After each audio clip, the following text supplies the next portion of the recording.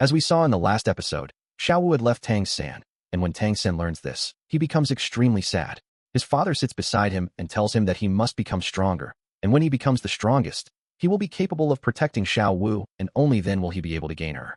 Tang San understands his father's words.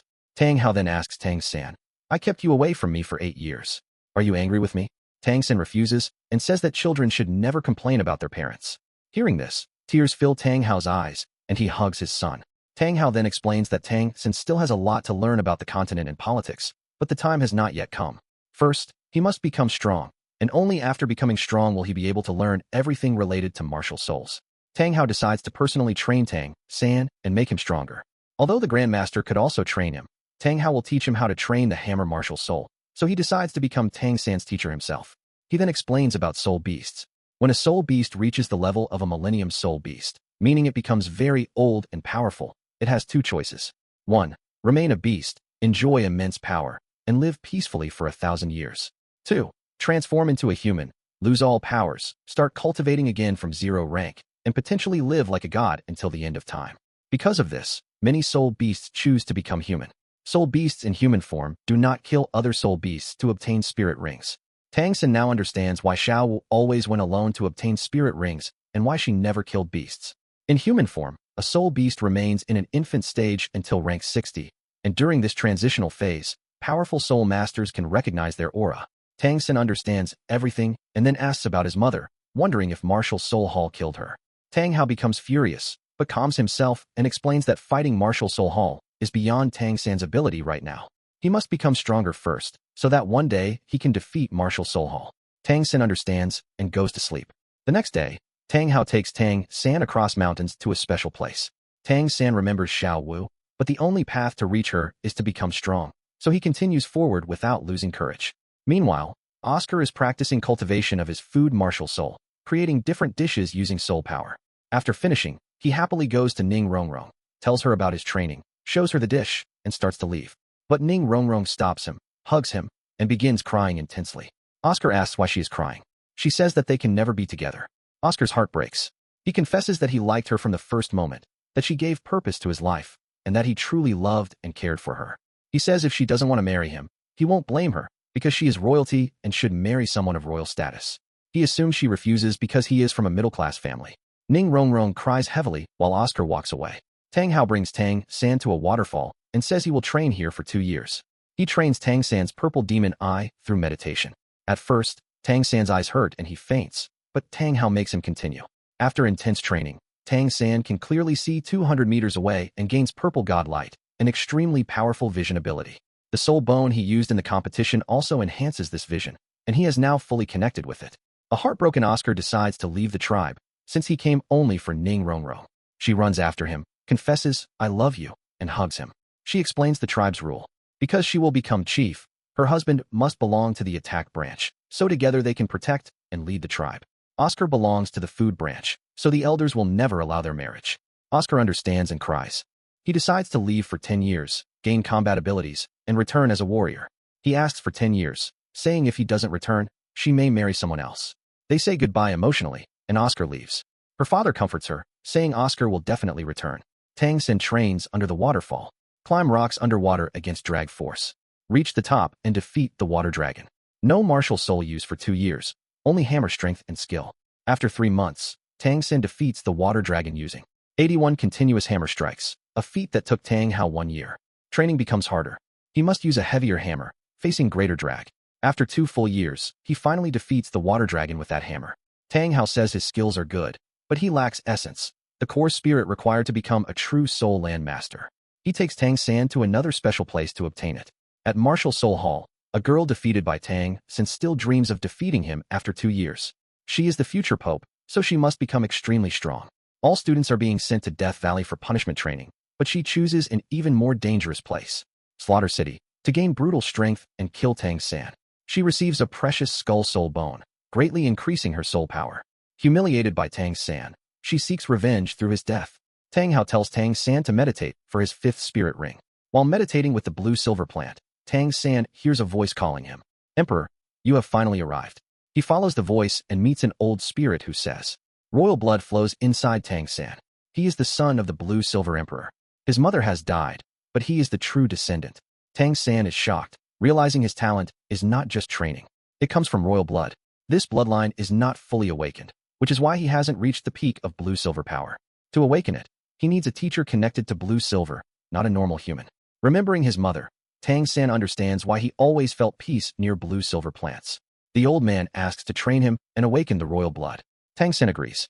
The old man lovingly calls him my king and begins awakening his royal blood. During this process, Tang San becomes covered with blue-silver plants, and he transforms into an infant, then slowly begins to grow. In this procedure, he is also able to see his mother. Tang San changes from an infant to a child, from a child to a teenager, and finally, he becomes an adult. After that, his body completely changes, and he finally becomes a grown man. Tang Hao is watching all of this from a distance, and he too catches a glimpse of his late wife.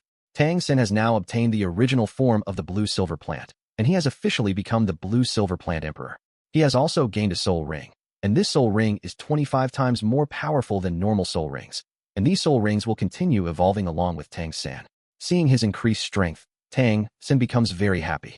He goes to his father, and his father is also extremely happy to see his son in this position. Now the two of them move forward, but suddenly his father collapses. Tang San lifts him up and realizes that Tang Hao still has wounds in his body that have never healed. Even a healing branch soul master was unable to cure these injuries. But Tang San says that he will heal his father. However, his father tells him to forget all this and focus on training, because he does not want his son to stop training and worry about him. But Tang San still refuses to listen. He places a knife on his own neck and forces his father to promise that until his injuries are healed, he will not fight warriors stronger than himself. After this, father and son continue their journey, crossing many forests, deserts, mountains, and rivers. Along the way, they also spend good time together, and eventually they arrive at a village. This village looked very frightening, and there were many crows, making the place feel even more terrifying. The two of them enter a bar, where several dirty and immoral people are present, drinking a red liquid. Tang Hao also orders the same red liquid from the waiter. The name of this liquid is Shorts of Netherland. Tang Hao drinks it, and tells Tang San to drink it as well. As soon as Tang San drinks it, he suddenly reaches another place where he sees souls from hell trying to pull him toward them. Tang San screams in fear and opens his eyes. Seeing Tang San behave like this, everyone starts mocking him. Some people come near him and begin attacking him with knives, saying that the weak have no place here and the weak must die. At that moment, Tang Hao orders Tang San to kill them all. Tang San stands up and, using his blue-silver plant, tears all of them apart in a single strike. He becomes very happy seeing his new power. Then, following Tang Hao's instructions, he finds a secret path. When he goes there, he sees a tunnel. Tang Hao tells him that once he enters Slaughter City, only he himself will be able to save himself. Whoever tries to frighten or threaten him, he must kill them all. Inside is the Hell Slaughter Arena, and only the winner is given a chance to return alive. Therefore, he must become the champion, and if possible, return alive. Tang San passes through the tunnel and reaches the netherworld, where he begins seeing many illusions meant to frighten him. But using his purple demon eye, he dispels the illusions and moves forward. Tang San is now inside Slaughter City, which can truly be considered a kind of hell. As he walks forward, a man riding a horse appears and tries to test him. The man attacks with his sword, and Tang San tries to release his soul power, but he cannot. He realizes that martial souls cannot be used here, and this is why his father trained him for 2 years without using his martial soul. Tang San uses his hammer to block the sword, producing tremendous energy. Seeing this, the guard understands Tang San's capability, declares that he has passed the test, and gives him an identity number, allowing him to enter. Inside, a girl assistant helps Tang San and explains Slaughter City. She tells him that bats will watch him 24 hours a day, so he should not attempt to escape. At that moment, they see a man trying to return to the real world, but the bats kill him instantly. She explains that the only way to leave is to become the champion. While she is talking, she suddenly disappears, and some dirty boys approach Tang San, mocking his clothes and preparing to beat him. But when they see the girl, they become afraid and run away. It is revealed that this girl holds great authority in Slaughter City and is actually the messenger closest to the Slaughter King.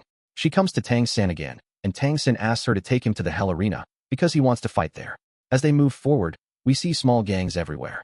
Since there is no government rule, strong gangs kill weaker gangs so they can never grow stronger. Violence is happening everywhere, making it a terrifying place. Then Tang San sees Hulaina, a martial soul warrior who will become the next pope. Tang San is shocked because her power has increased greatly.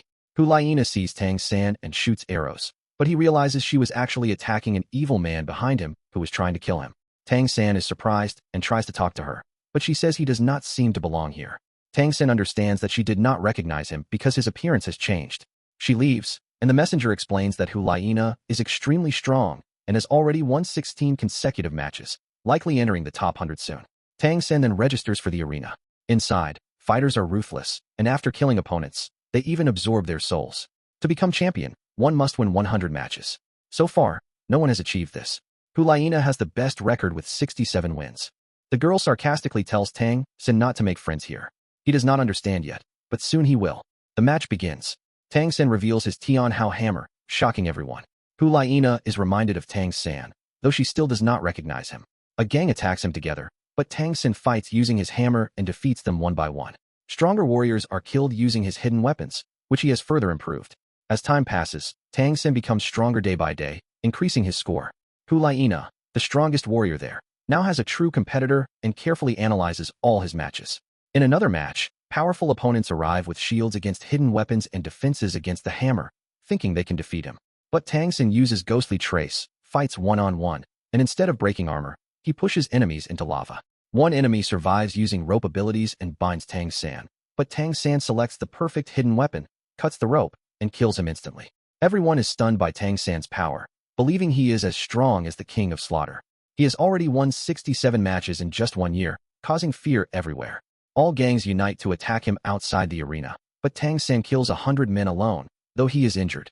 Meanwhile, the messenger reports to the Slaughter King, saying the Shura King has won another match and is incredibly powerful. Even great masters cannot defeat him without soul power.